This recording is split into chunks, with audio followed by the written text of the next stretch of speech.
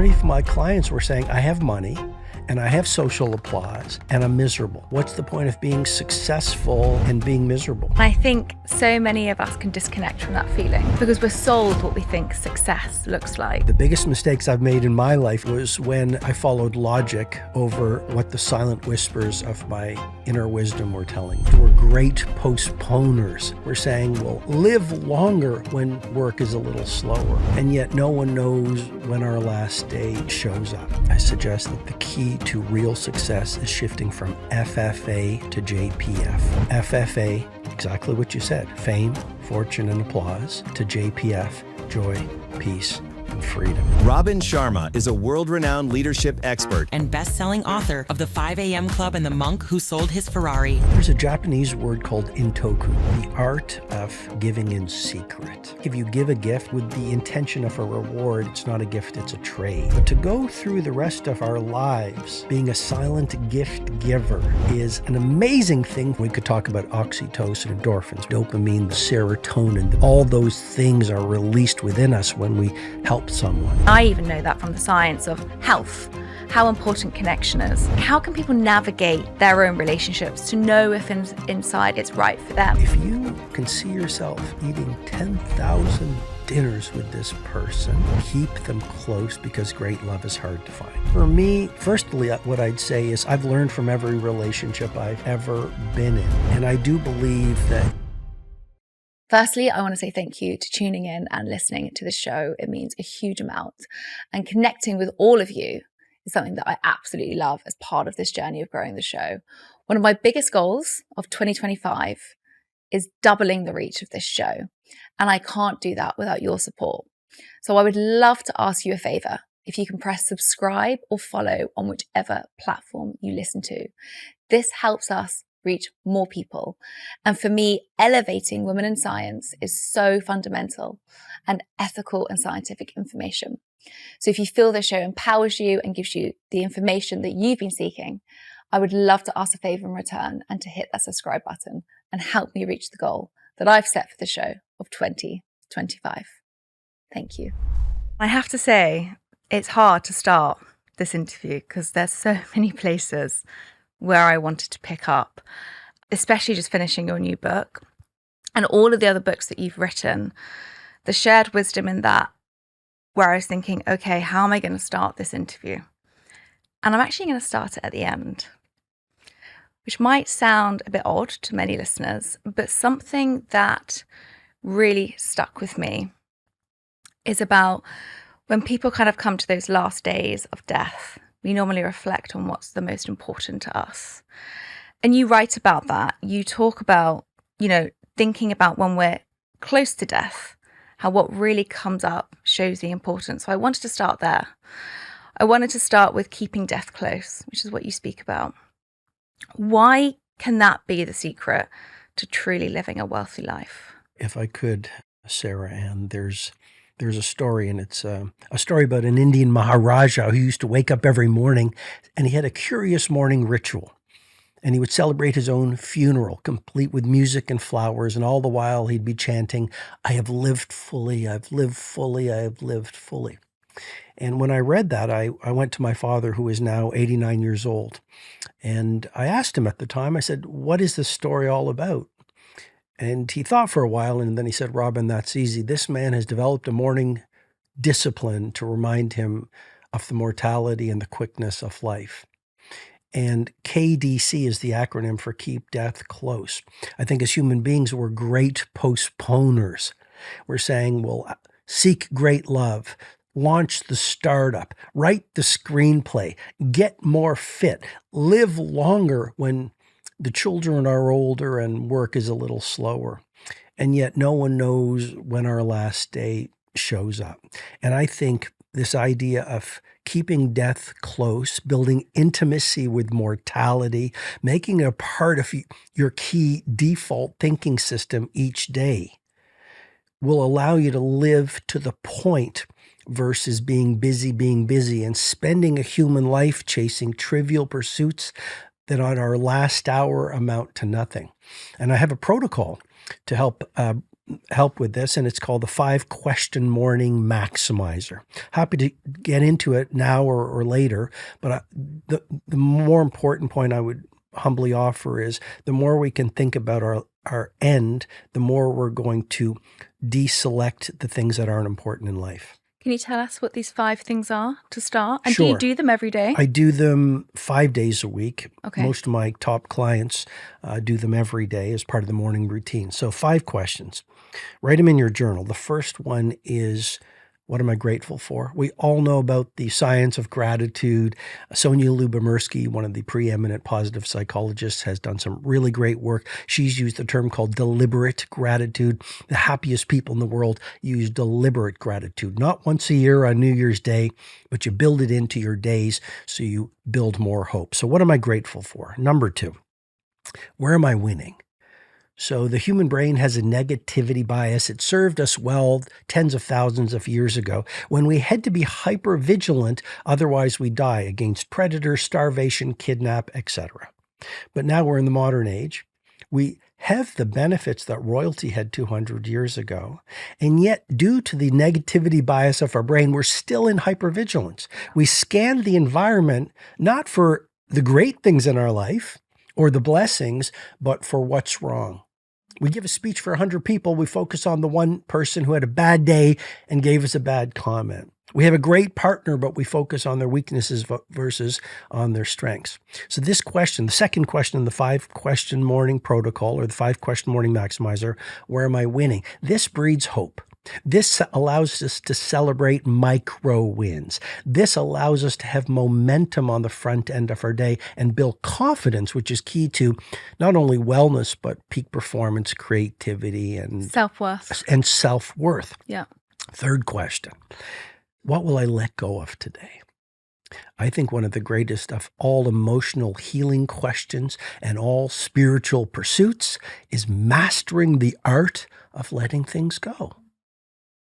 Letting go of the mad customer yesterday. Letting go of that person who broke your heart 10 years ago. Letting go of not feeling enough. Letting go of not doing enough. Letting go of missing yesterday's 5 a.m. morning workout because you're a member of the 5 a.m. club. So the third question, what will I let go of today? Imagine each day letting go of some of the baggage that we're carrying that's slowing us down. Fourth question, what does my ideal day look like? So in the pre-interview, used a key word, which is intentions. I believe intentions yield results. Agree. Clarity breeds mastery. You can't scale a summit that you don't even know about. So each day you do one paragraph on your ideal day ahead. That sets your mind with clarity so you're strategic, not reactive. So many of us get up in the morning, we chase the day. Yeah. So here you go, a paragraph, and it's what you want to do at work, how you want to show up, how you want to eat, et cetera, et cetera. Final question, the KDC question, keep death close. What needs to be said at the end? So every morning or 5 days a week, you write a paragraph about what you want said about you by your loved ones, your coworkers, your neighbors, your family. And by spending time with your obituary each morning, it'll transform the way you see the world, and it creates a sense of healthy urgency for focusing on things that are most important. Can I ask what you wrote for that question today? Yes. What I wrote for that question today is he was a humble servant. He was a family protector. He was a man who loved life. He turned into a great painter, and he lived his life richly and well. It's one of those moments when I was kind of looking at through your life, when you had that pivotal point from leaving litigation law, were these moments running through your mind that you weren't living intentionally? What was happening in that moment when your career shifted? Well, I don't think I had the awareness at that time. I was in my 20s, and I didn't have the awareness of what you just said. But I believe instinct is so much more powerful than intellect. And the biggest mistakes I've made in my life, in business and in my personal life, and in my relationship life, was when I followed logic over what the silent whispers of my inner wisdom were telling me. And all I know is my instinct said, you're not supposed to be a litigation lawyer. And I think there's great value in trusting and following your joy. If you're living in London, but you land in Mauritius and go, I don't know what it is, but there's something about the energy here, I would say, trust your joy. If you meet a new person, you start dating, and you're with that person, you feel like two little kids in the schoolyard in this brave and beautiful universe. Trust your joy. If there's a book that you read and everyone's reading it, but it just doesn't make you happy, trust your disjoy. And so as a litigation lawyer, I just wasn't happy. I'd get up in the morning. I was going through the paces. I was hollow. I lived in a beautiful home. I had very nice things. But what's the point of being successful and being miserable? Absolutely. And I think so many of us can disconnect from that feeling because we're sold what we think success looks like. I went through a very similar story. You know, at 21, I had the kind of quote unquote success, which do you know what that's defined as in the English Oxford Dictionary? I don't, but I would say the world thinking you have really nice things or you have a lot of money. So it's defined as three things. This is literally what it says. Success is fame, wealth, and social status. Well, I have a term in my methodology, and I suggest that the key to real success is shifting from FFA to JPF. FFA, exactly what you said, fame, fortune, and applause, to JPF, joy, peace, and freedom. That's what it should be. Maybe we can write and get them to change it in the English dictionary. I think that one of the things that I heard that stayed with me most about 5 years ago was that people that are truly wealthy, it's not from the biggest bank account, it's from how much freedom they've got in their diary. And that really stayed with me on how I wanted to then intentionally build my own lifestyle and my own life. Currently looking at my diary, I wouldn't say I'm very wealthy at all because it is jam-packed, but it's also jam-packed with the things that I love. How can we move away from that chasing and the ambition? Because I think this is where it becomes really difficult, right? A lot of people who are ambitious also feel that they need to kind of do more and be more to achieve that success and that ambition that we're all kind of chasing after. How can we switch our mindsets and actually live the life that you've just mentioned? I think that's a brilliant question, Sarah Ann. And what I'd say is trust your seasons. It's okay to have a season where you're ambitious and you're chasing everything and you're a little quote unquote out of balance. I mean, a human life is a messy process. I was once in South Africa and I was in a little bush plane, and the pilot said, "Do you want to fly the plane for a little while?" And I said, "Sure." And so I got behind it's not a steering wheel, but whatever, the controls. Yeah. And he said, look at the altimeter, and there was like a level. And as we flew, the currents of the wind would always cause the needle to go like this. And I'd have to just bring the plane back so that the needle was level, and the winds would blow off. And it was just this constant going off course and getting on course. And I think that's how I try to look at my life. Like every day, you're going to be blown off freedom. And your goal is not to beat yourself up. I noticed in a lot of your social posts you talk about don't shame yourself. And our goal is not to shame ourselves, because the world says if you're not doing and if you're not producing and if you don't have a lot of social media followers and if you haven't started a company in the past 3 years and exited for $3 billion, you should be ashamed. What I would say is honoring your soul's instinct and your intuitive process is so much more successful. I mean, I've spent over 30 years mentoring billionaires and NBA stars and movement makers and members of royalty and musical legends. And I can tell you a lot of these people have what that dictionary says by a factor of 1,000. They have 2 jets, 4 jets. They have many yachts. They have 7 homes. They have billions and billions of dollars. And I would say most of them are in their golden jail. Most of them don't have JPF, joy, peace, and freedom. And that's actually what the latest book, The Wealth Money Can't Buy, is all about, because so many of my clients were saying, I have money and I have social applause and I have all the things and I'm eating in all the nice restaurants and I'm miserable. It's that old Zen proverb, which is so important. Wherever you go, there you are. And it was Jim Carrey, who said, I wish everyone could be rich and famous and realize it won't make a difference. And so The Wealth Money Can't Buy is based on this model I started teaching my clients called the 8 Forms of Wealth. I've been teaching this model for 20 years, and it's really helped them. And it's helped me, because we all are programmed into this cultural hypnosis that wealth is money, wealth is personal net worth, wealth is material things, but those things don't make us happy. And so I believe there are 8 forms of wealth. And if you tend to each of those 8 forms of wealth on a regular basis, then you're going to live a truly rich life versus a life that society sells to you. I love that. And I can tell you, my God, did I resonate when I read this book, because as I mentioned, at 21, I had all of those things and I was the unhappiest I ever was. I mean, I was hospitalized and it made me completely change my career. I had no idea where that was going to go and I was terrified.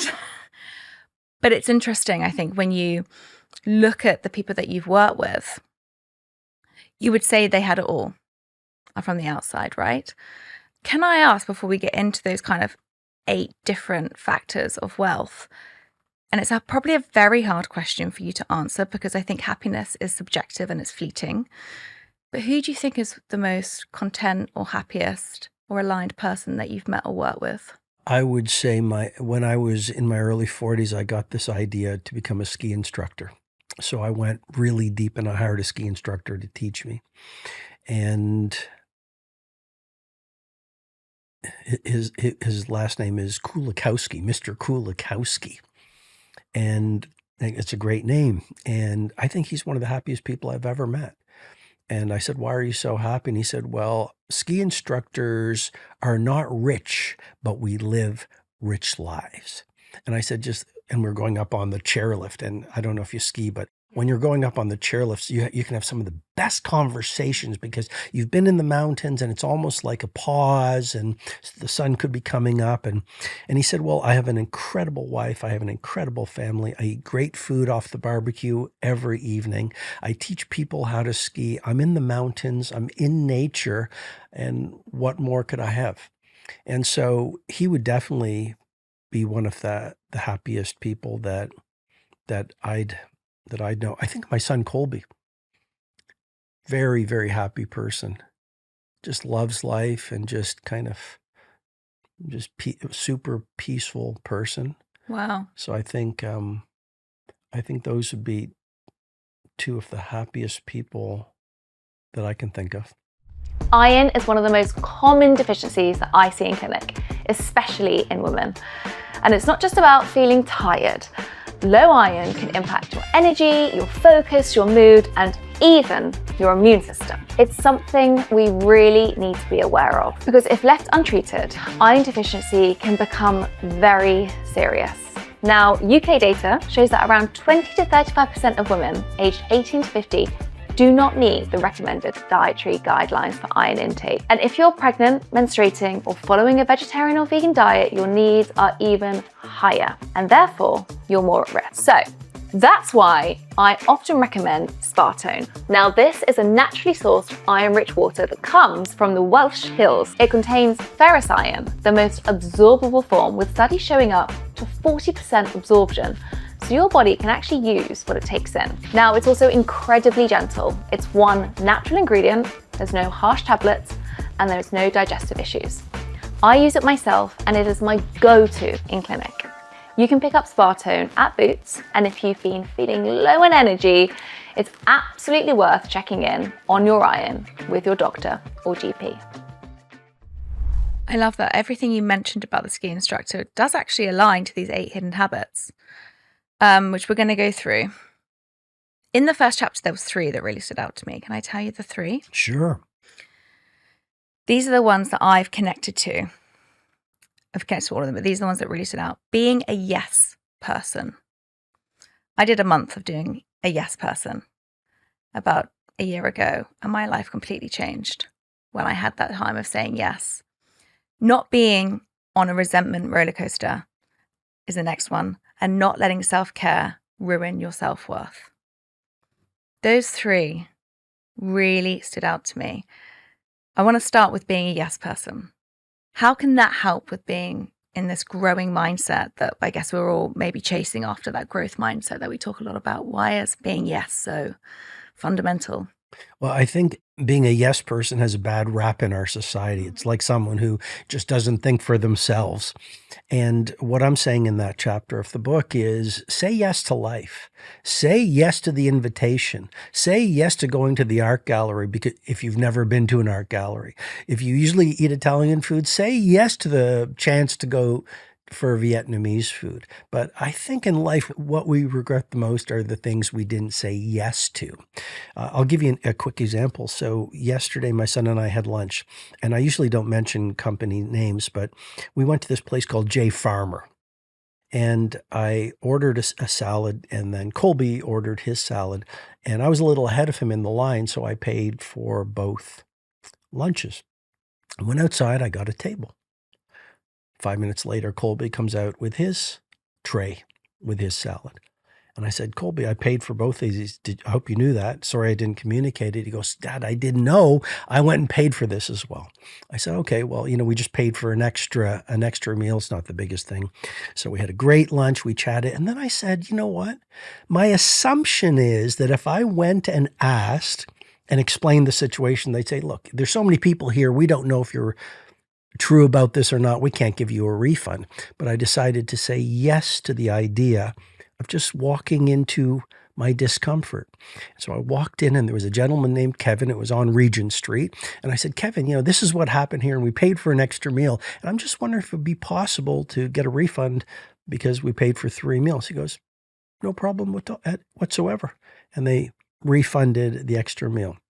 And all I'm trying to say is we make assumptions about rejection. And if I could, I'll repeat it one more time because I hope it's so helpful to all your viewers and listeners from around the world.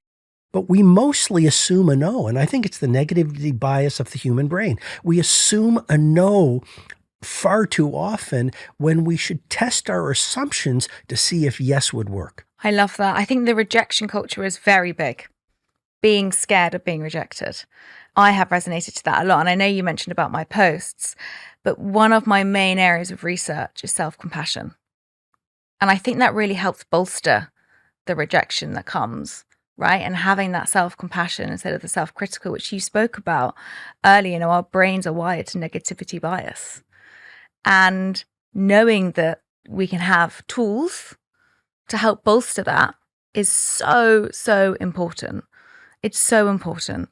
And I love that. I feel like I need to get Farmer J to sponsor this podcast. That's the third time a person this week has mentioned that restaurant randomly on this podcast. Well, how often does that happen? where it was our mistake. Yeah. And we politely brought it to their attention. And it was a culture of no problem. In a world where people are skeptical, cynical, and oh, you already paid, we can't check it, too bad for you. So I have to honor them. And just on your point, maybe it's helpful on the self-compassion point. I've learned that you can say whatever you want so long as you say it with respect. And if you're respectful, you can stand up for yourself. And it's amazing what happens. And then the bonus point, here's almost a magical question. Would it be possible? Watch what happens when you go to Farmer J Farmer or whatever the name is, but go into a restaurant, or you want to sit in an aisle seat, not the window on an airplane or on a train, and you say, would it be possible? It's amazing how many yeses you're going to receive. It's true. Resentment roller coaster. This one really hit me. I've even opened it on the page. Someone looks at us the wrong way. Someone close up to us disappoints us. Someone we trusted lies to us. Such things are part of the essence of life. You can't avoid them as much as you try. This really links into the rejection side that you just spoke about. And I know in the 5 questions you mentioned about, not holding grudges. And I asked you the question about making peace with the past. And you said, I don't hold regrets. Talk to me about why not holding resentment, or being a resentment collector, as you put it, is so important for a wealthy life. Well, if you collect resentments from people who have disappointed you, betrayed you, broken your heart, stole from you, cut you off in traffic, whatever it is, it will build up inside of you. Carl Jung, the brilliant psychologist, called it the shadow self. Shadow work. And we think that our daily choices are the result of our conscious decisions. Lots of good science confirms over 90% of our daily decisions come from our subconscious. And in my work, I have this term called the field of hurt. And if you don't know how to move through the resentment of being cut off, or dealing with a difficult client, or dealing with a divorce, loss, and illness, the stuff of life, if you don't know how to process through it, and if you don't have the tools, you're going to swallow that macro trauma or micro trauma, and it will be there.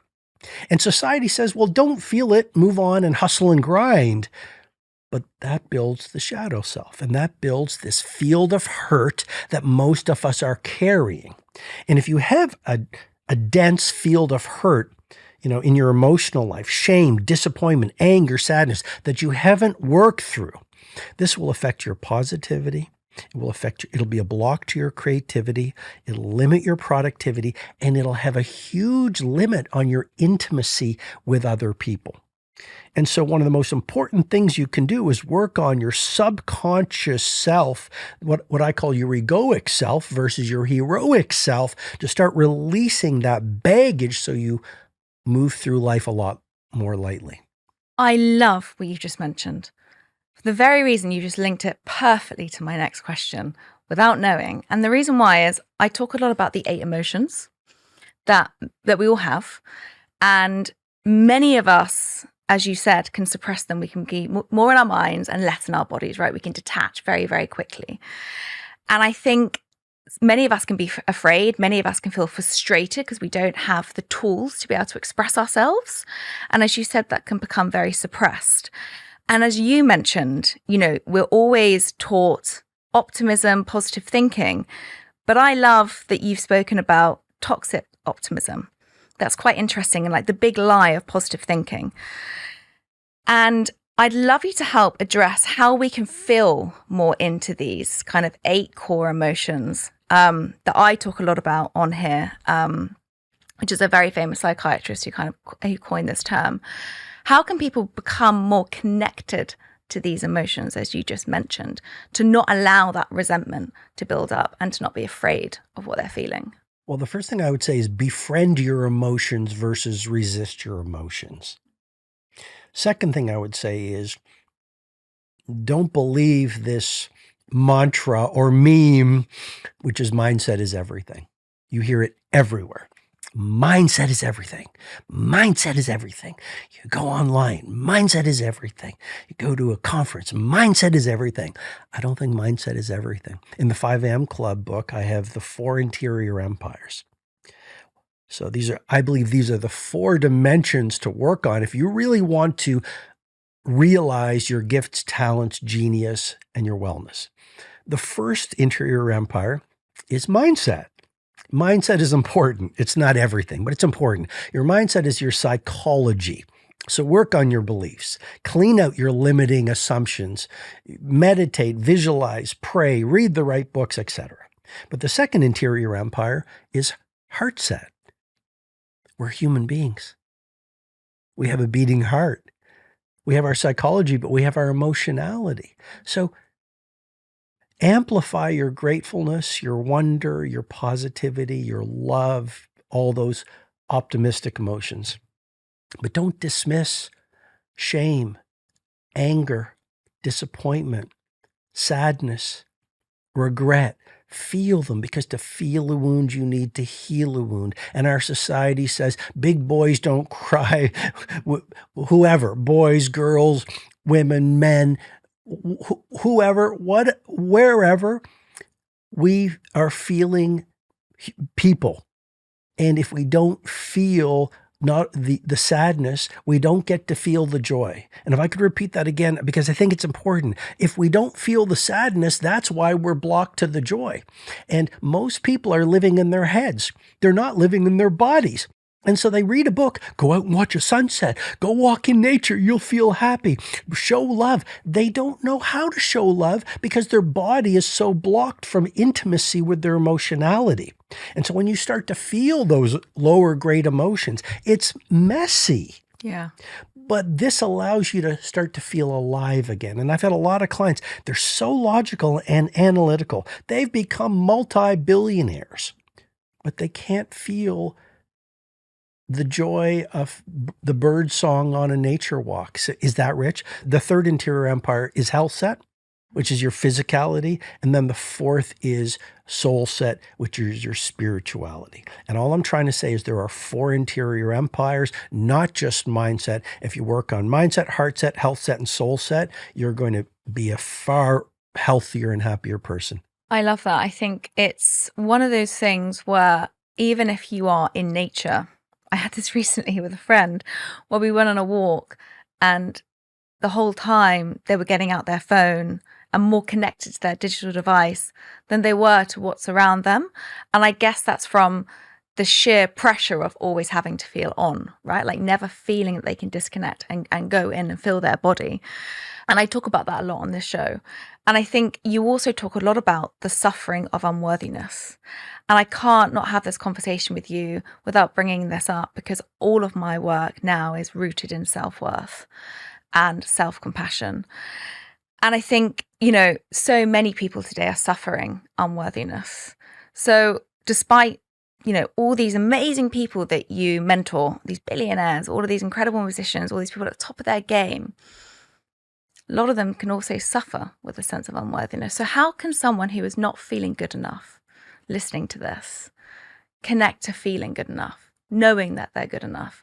Because sometimes it can sound so easy to say, but to actually feel it, that's where I think the block comes up. So how can they actually connect, moving to their body to actually feel that they're good enough? Because that's really what's going on upstream. That's what's really allowing us to make these decisions, to move forward, when we really look at the bigger picture.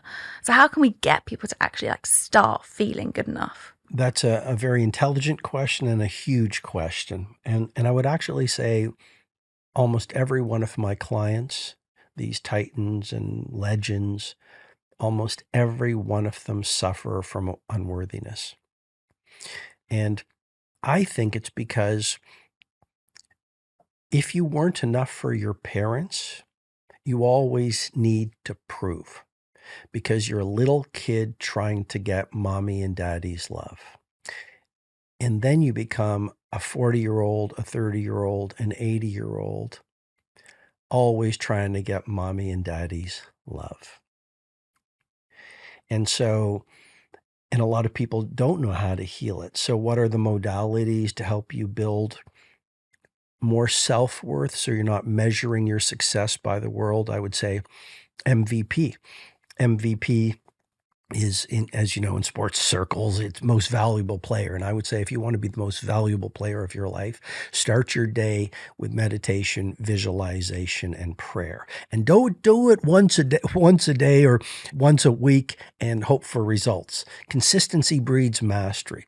Commit to starting your day with at least 20 minutes of meditation. And I can walk you through the process to be helpful to your viewers and listeners, but 20 minutes a day. I like 45 minutes a day, meditating and then visualizing and praying. And it's not going to happen in a day, but if you do this for weeks and months, you will start to transform. And we could talk about neuroplasticity and neurobiology and the science of transformation. This works, but no idea works for someone who's not going to do the work. So I'd say MVP. How else can you feel self-worth? Talk therapy. I've had some really great results. Again, not giving any medical advice, but I did a sweat lodge experience a number of years ago that was very profound for me. Very profound. Tell me why. It's almost like I let go of a lot of the limiting beliefs and a lot of the emotional baggage that I was carrying, and I just kind of I sweat it out over the time I was in there with the Native American elders in that sweat lodge. Journaling has saved my life. So just journaling over and over about not the things you achieve in the world, but the traits you're building. I've watched the science of adaptogens grow personally over the last few years, and I've become more curious in their role in nervous system support, focus, and resilience, because adaptogens basically buffer the cortisol that gives us that stress and anxiety. But here's the thing, quality is everything. Most adaptogens on the market don't actually contain enough of the active compounds that you see in clinical studies to make a difference. That's why I've partnered with London Nootropics. These guys only use clinical studied standardized extracts. This is really, really important to get the benefits that you're seeing in clinical research. And they work with Hephaestus, Europe's leading mushroom bioscience company. They have high bioavailability. They use incredible ingredients like KSM-66, ashwagandha, and rhodola life. And these are the active ingredients that you need to see the difference. They have lots of different blends. Flow gets me into deep focus with lion's mane. Zen helps support my calm and steady my clarity with ashwagandha. And Mojo gives a clean lift, no crash. And Mush Love made with fantastic fungi with 3 Hephaestus mushrooms to elevate your day. Enjoy 20% off and use code LIVEWELLBEWELL. They come in these fantastic little sachets and they're great for traveling too. I know you have these 5 questions that you ask in the morning, but a lot of people I think can get confused with journaling because they kind of go, what do I write? Or they go, okay, I'm grateful for my family. And then they walk away. And so I think a lot of people can feel disconnected to journaling. So what do you do every day? Like, what's your practice with journaling? How do you approach the paper? Yeah, I shake it up. I almost always start with the 5-question morning maximizer. We've covered those 5 questions. If I'm traveling, on the weekend I was in Rome, so I always take the stationery off the hotel and I take the logo and I travel with a little glue stick and I glued the logo into my journal, which anchors me where I am. And then I often start with the HDIF question, which is how do I feel? And that builds more intimacy with my feelings versus everything being logical. I feel joyful. I feel this. I feel tired. I feel elated. I feel curious or whatever. So I'll write about how I feel. And then sometimes I'll just write about free flow. So things that are working, things that I want to optimize. But if you want to your question, if you want to increase self-worth and a sense of self-love, then I would write less about your ambitions in the world, and I'd write less about your achievements, and I'd focus more on your gifts. Write about your gifts, write about the suffering you've overcome, write about the people that you've helped, write about the blessing you've been. Write about the friend you are. Write about the learnings that you've accumulated. Write about the wonderful places that you've visited, whether it's Mauritius swimming with dolphins or a bakery that just opened up in your community. I love that. I think you mentioned it earlier, and I really didn't want to interrupt you, but you spoke about your strengths. And I think that's one of the most hidden bullets, if we want to say magic pills, of all of this. And it's probably my own biggest lesson because I grew up as a unknown dyslexic, and also I've also just been recently diagnosed with ADHD, which I haven't spoken about yet, but I am now. But for me, the dyslexia part was the biggest because it's when I went back into school much later, and the fear of going back to school as a mature student to study nutritional science basically made me leave after 6 weeks because I just didn't think I was good enough. I never knew where my strength lied at all. All I was ever told was what I wasn't good at.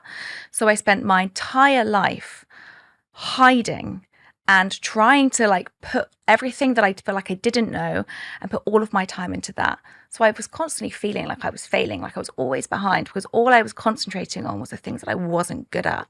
And I had absolutely no idea what I was good at.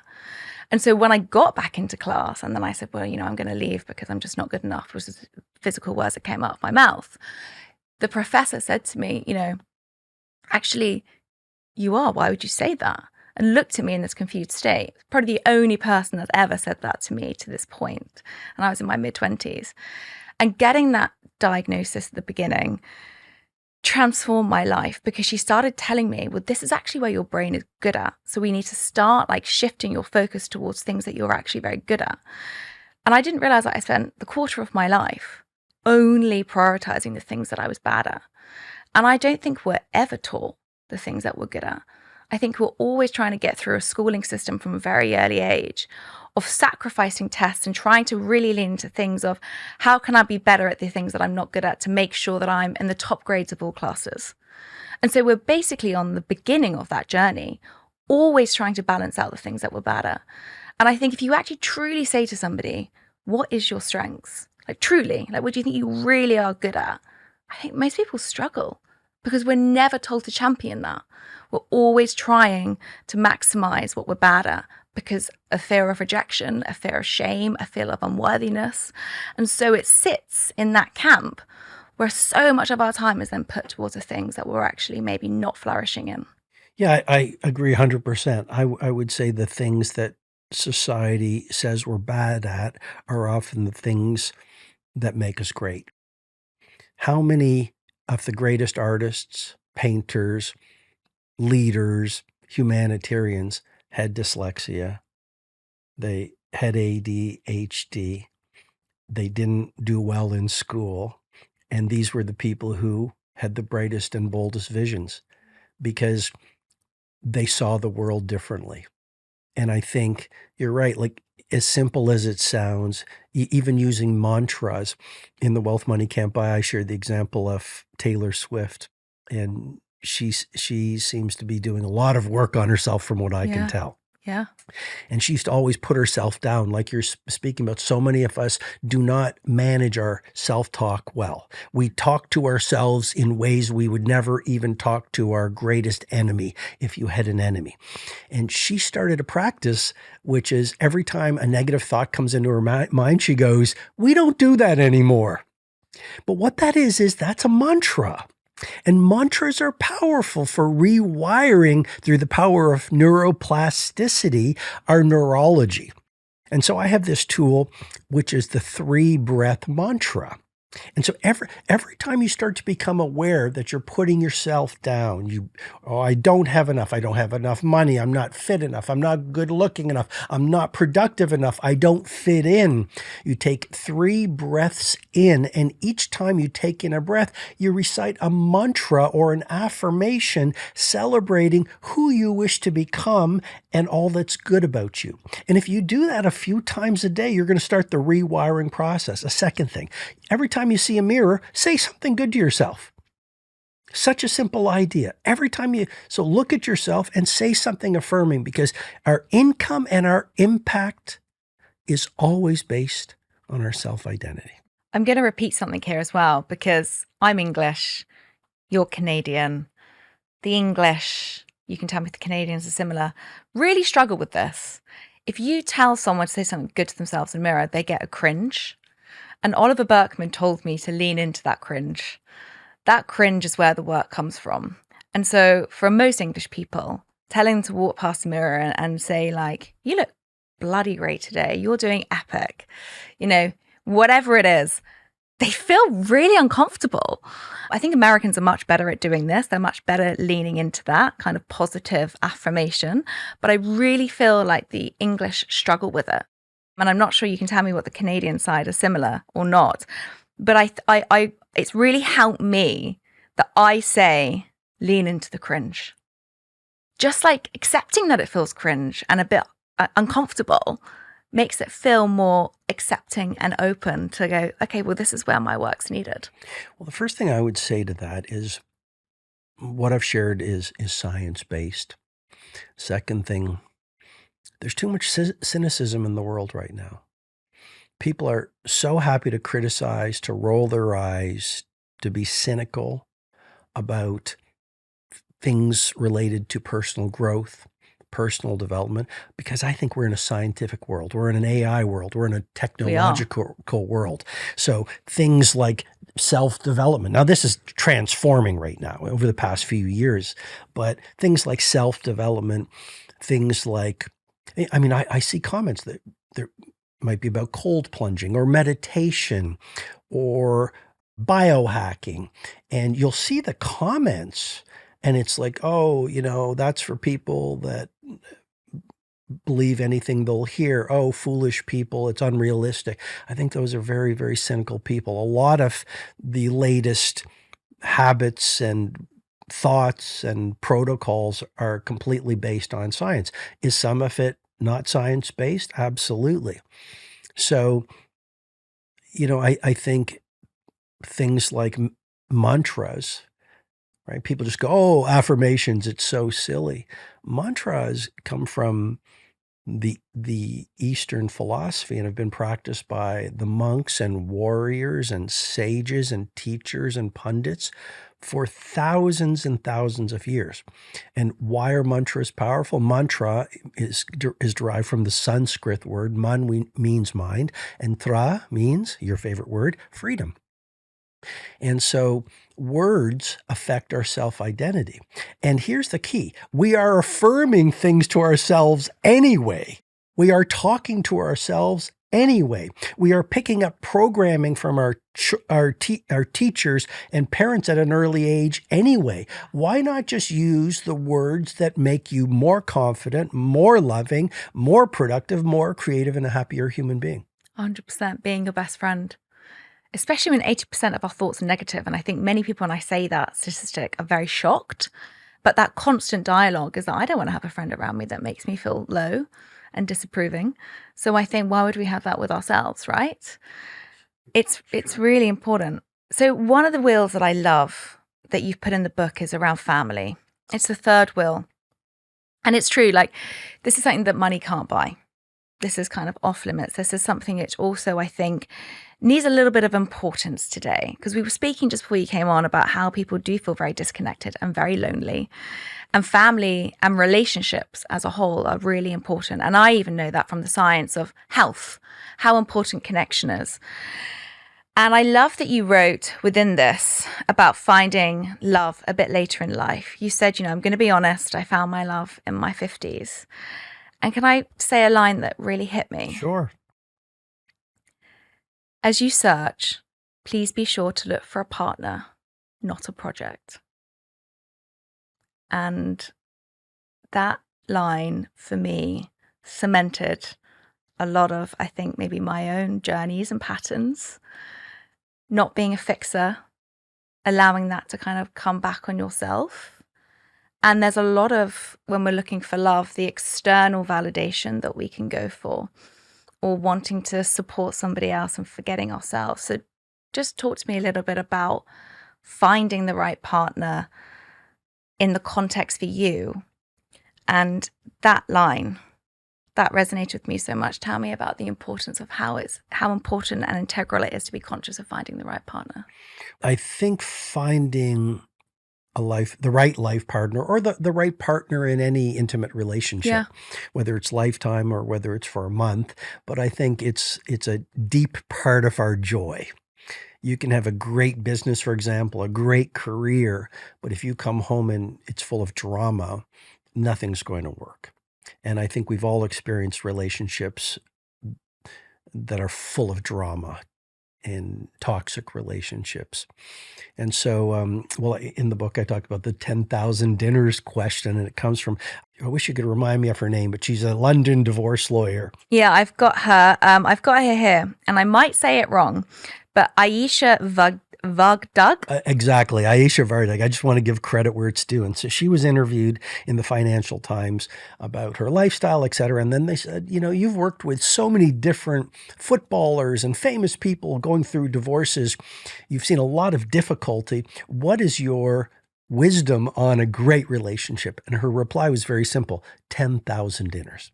And the interviewer said, what do you mean by 10,000 dinners? And Aisha said, if you can see yourself eating 10,000 dinners with this person, keep them close, because great love is hard to find. And so for me, firstly, what I'd say is I've learned from every relationship I've ever been in. And I do believe that in this idea of season, reason, lifetime. Some people come in for a season, some for a reason, and some for an entire lifetime. And right now I'm blessed to be in a lifetime relationship with Elle.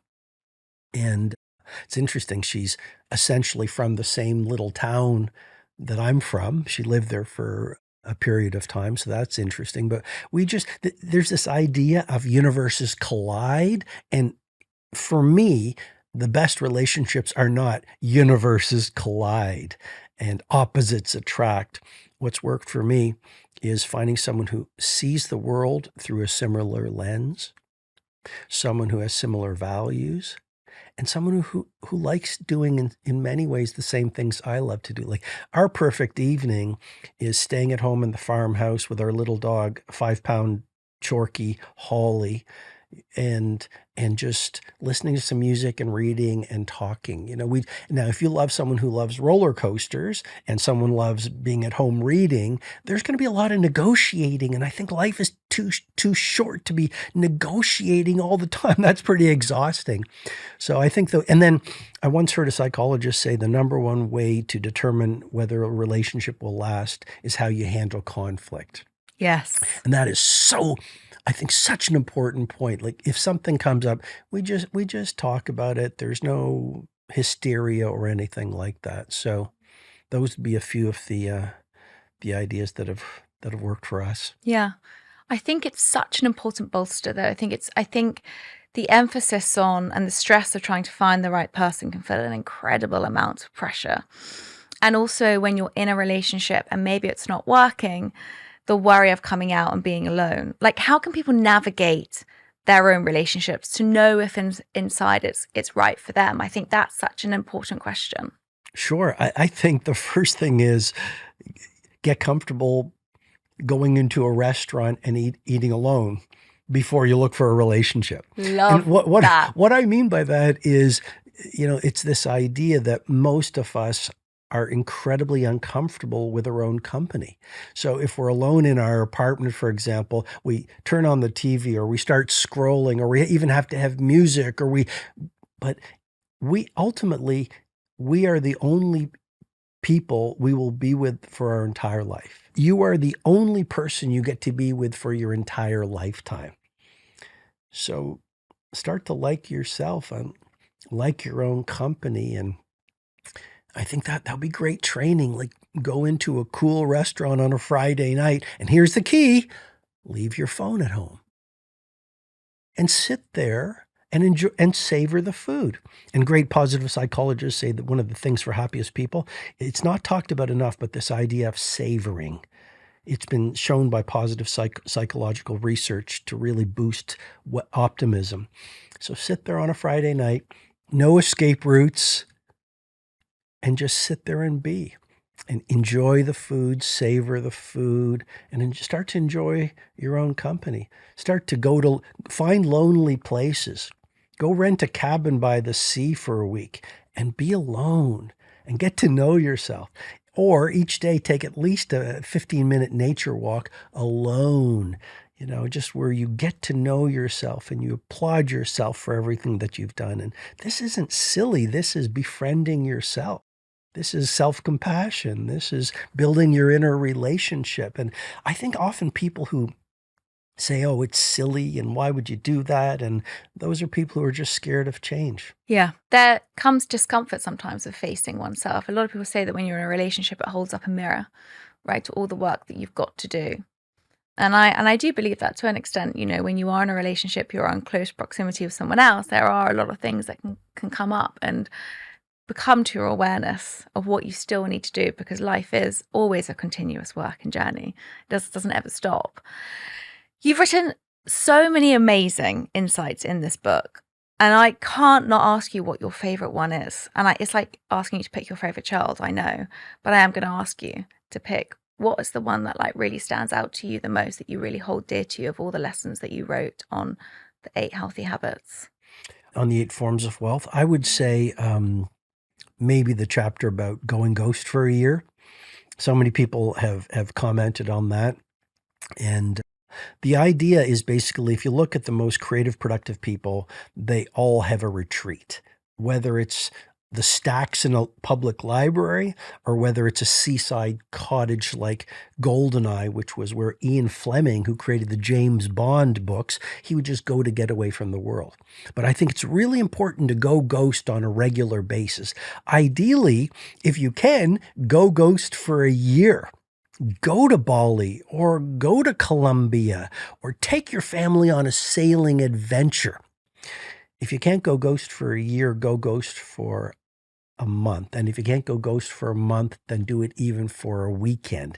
But I think it's really important to get away from the noise so you can hear the signal. I think our greatest insights, and there's a lot of entrepreneurs who watch your show, when I work with my clients, one of the things I help them do is on their schedule, institutionalize strategic refueling. Because so many people work hard because they think it's going to make them more productive. But that comes from the factory era, where if we were at a factory and we produced more, we would be more productive. We're now in the cognitive era. And so if we are depleted, and if we are exhausted, and if we have lost our inspiration because pretty much all we do is work, we're not going to get the billion-dollar ideas that help a billion people. So spending more time going ghost, I think, is a very powerful idea. That connects a lot to your rest comment that you mentioned in the 5 questions, right? Is getting the rest and the recovery. But if someone's looking at their diary, and whether it's somebody who is like an extremely busy mom or an entrepreneur running a very high scale company, how can that person actually like know that prioritizing that is going to increase to a better outcome, better productivity, being a better mum, whatever it is? Because I do think it's so hard that sometimes when you feel like life is toppling on top of you, to make these decisions, say, well, actually, I'm just not going to go to that meeting, or I'm actually just not going to turn up to that thing. It's so hard to actually inject that into your life and be aware of it, but also enforce it. How can we do that to actually say no to the things that we feel like we should be saying yes to? Well, a few ways I would answer that. First of all, there are a lot of workaholics in the world right now. And there's a lot of people whose self-worth is tied to their self-identity in the world. Absolutely. And so if your identity is attached to, I'm a business builder, then if you're not building your business, you don't have any self-identity, so you're going to be a work addict. If you don't like yourself very much, or you're full of wounding and undeservability issues, then you're not going to prioritize self-care and wellness and fitness and stillness and meditation, because your identity is tied to you working. A lot of people, you know this, they use overwork as a badge of honor. Yes. So that'd be the first thing I'd say. Second thing is just look at the science. Look at the science, the work of the Energy Project.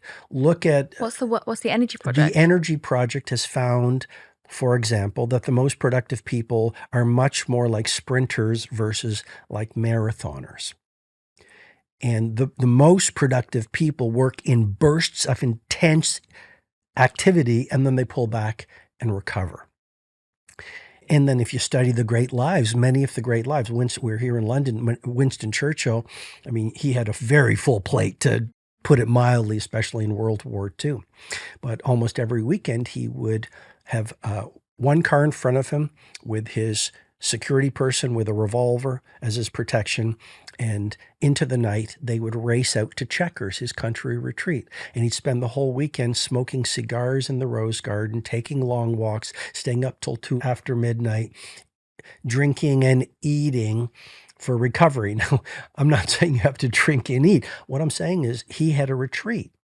And if you look at a lot of the great creative people, they had places they would go to rest and to recover. I love that.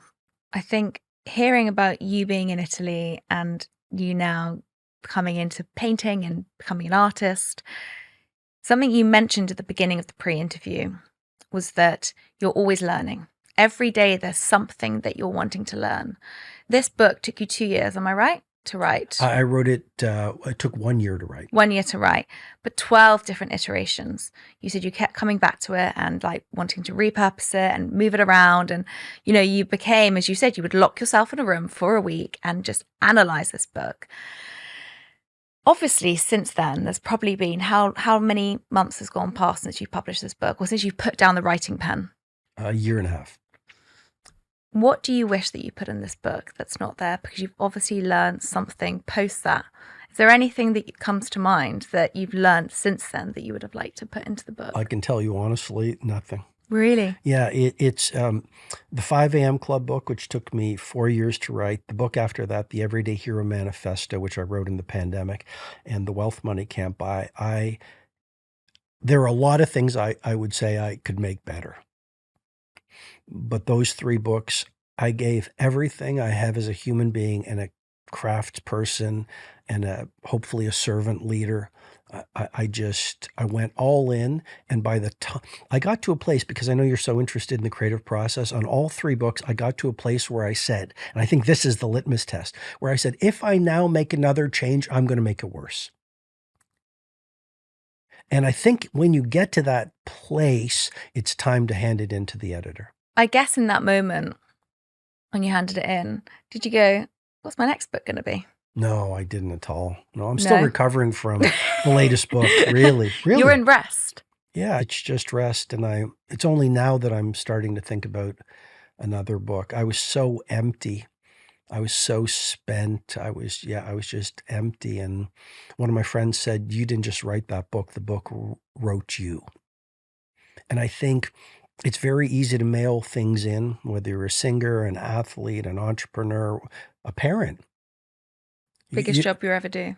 But there's a lot of parents, not judging, just reporting, go into a restaurant, they're kind of mailing it in. Right? I was in a restaurant the other day, the little kid was being raised by an iPad. And so it's easy to mail things in, but when you bring it on and go full in and give, whether it's a book or a screenplay, you give it your heart and soul. It doesn't really matter if the world makes it a bestseller. And if people applaud, you can applaud, because going to the edges of your creative potential and your personal gifts, it changes you as a person. Like, it changes you as a person, even if no one reads this latest book. Oh, they have, and they will. Thank you, but it's changed me as a person, and isn't that the real reward? It is amazing. I think when you write a book and you go through that process, so much is also connected to your own personal growth. I feel very grateful for the show in that way, that every day I'm learning something with somebody different sitting in front of me, and the wisdom that they bring, that you grasp each day something new and insightful to kind of add and share into the world. And I think that's something that's so beautiful. So if there's one piece of wisdom that you would love to leave for our listeners, I mean, you've left a lot in today's episode, what would it be? There's a Japanese word called intoku, which is the art of giving in secret. And my suggestion is, let us all be masters of intoku. Because I think if you give a gift, whether it's a compliment or helping someone at work or a stranger on the street or mentoring one of your children, if you give it with the intention of a reward, it's not a gift, it's a trade. But to go through the rest of our lives being a silent gift giver is an amazing thing for this very messy world, but it's amazing what it does for yourself. And we could talk about oxytocin, we could talk about endorphins, we could talk about dopamine, the motivational molecule. We could talk about serotonin, the feel-good neurotransmitter. All those things are released within us when we help someone. But just being a gift giver, I think, is a great way to go through life.